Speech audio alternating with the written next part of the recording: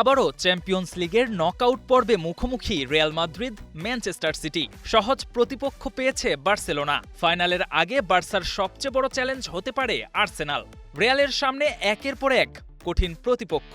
সিটির বাধা পেরোলেও PSG, Liverpool, Chelsea, Bayern মিউনিখের মতো শক্তিশালী দলের বিপক্ষে লড়তে হতে পারে তাদের। চ্যাম্পিয়ন্স লিগের ফাইনাল হতে পারে এল ক্লাসিকো। ইউএফা চ্যাম্পিয়ন্স লিগের নকআউট পর্বে গেল ৭ মৌসুমের ৬টিতেই মুখোমুখি হয়েছে রিয়াল মাদ্রিদ ম্যানচেস্টার সিটি। দু দলের হাড্ডাহাড্ডি লড়াইগুলো দর্শকদের আগ্রহের কেন্দ্রে ছিল। হয়তো তাদের মনের আশা পূরণ করেছে বিধাতা। আবারও মুখোমুখি হচ্ছে রিয়াল ম্যান সিটি।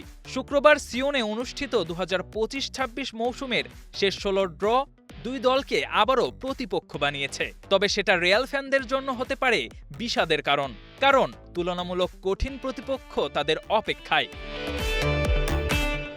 বার্সেলোনা অবশ্য আনন্দেই আছে।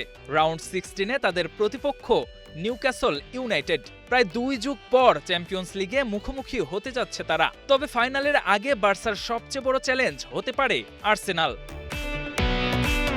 এছাড়া শেষ ১৬তে মুখোমুখি হবে Chelsea, PSG, Liverpool, Galatasaray, Atletico Madrid, Tottenham, Sporting, Bodo Glimt, Bayern Munich, Atalanta, Bayer Leverkusen, Arsenal. Quarter ফাইনালের প্রথম লেগের ম্যাচ হবে ১০ ও ১১ মার্চ, দ্বিতীয় লেগ ১৭ এবং ১৮ মার্চ।